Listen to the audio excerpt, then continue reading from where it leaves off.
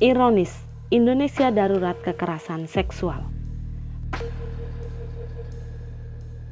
Value Champion, lembaga riset yang berbasis di Singapura, menobatkan Indonesia sebagai negara paling berbahaya kedua bagi perempuan di kawasan Asia Pasifik, seperti dilansir Tempo.co beberapa waktu yang lalu.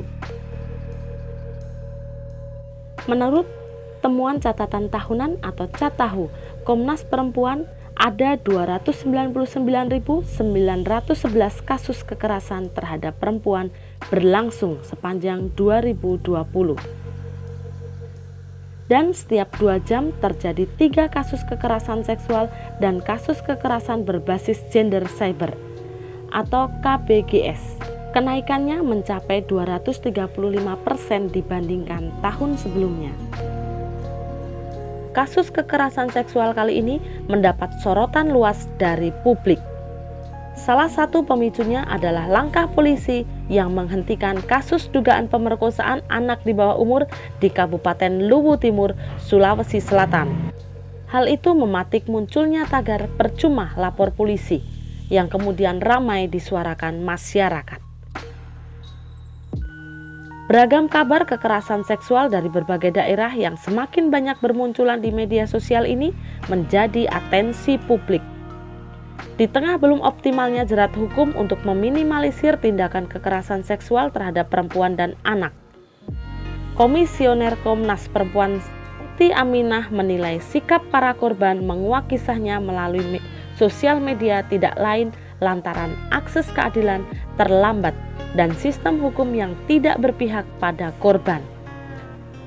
Selain memang dorongan kesadaran di diri korban akan bahaya kekerasan seksual, membangun kesadaran publik termasuk terhadap yang masih berpikir kekerasan seksual adalah kesalahan korban, ujarnya seperti dimuat dalam laman tirto.id.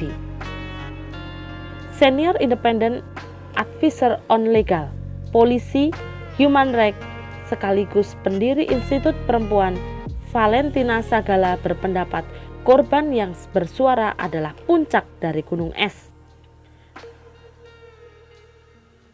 Masih banyak korban kekerasan seksual yang tidak berani menguak pengalaman tragisnya. Kondisi tersebut terjadi lantaran adanya relasi kuasa antara pelaku dan korban. Masyarakat patriarki mengenakan sejumlah nilai atas seksualitas laki-laki dan perempuan berbeda. Korban perempuan cenderung malu mengungkapkan kekerasan yang dialaminya, ujarnya. RRI yang lamban di tengah kasus kekerasan seksual yang semakin marak. Di lain pihak, pembahasan rancangan undang-undang penghapusan kekerasan seksual atau RUU PKS di DPR RI cukup lamban. Padahal kasus kekerasan seksual semakin marak. Kabar terakhir yang beredar, RUU ini telah berganti nama menjadi RUU TPKS, Tindak Pidana Kekerasan Seksual. Hal ini diperparah dengan minimnya partisipasi publik dalam proses penyusunan regulasi yang sangat fundamental bagi perlindungan perempuan tersebut. Alih-alih mempercepat proses pembahasan serta meningkatkan tingkat partisipasi publik, DPR RI masih akan melakukan kunjungan kerja ke Amerika Latin untuk studi banding kasus kekerasan seksual.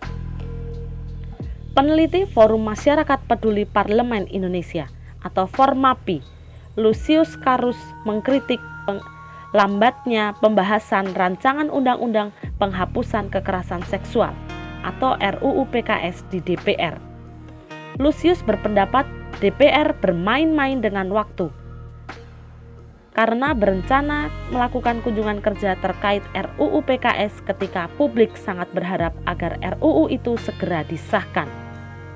Dalam kelambanan itu, DPR justru tega bermain-main dengan waktu melalui kunker yang hampir pasti tak ada manfaatnya. Ungkap Lucius seperti dikutip kompas.com. Sudah saatnya kita sudahi darurat kekerasan seksual terhadap anak-anak dan perempuan di Indonesia. Kasusnya tidak boleh dibiarkan melaju lesat, baik di ruang privat, universitas, dan institusi negara. Setiap lini harus harus menjalankan perannya dalam menghadirkan perlindungan bagi anak-anak dan perempuan. Keadilan patut ditegakkan dengan cara menghukum pelaku dan memulihkan korban. Melalui kepastian hukum, mari ciptakan lingkungan yang ramah, aman, dan nyaman, serta bebas dari ancaman kekerasan seksual.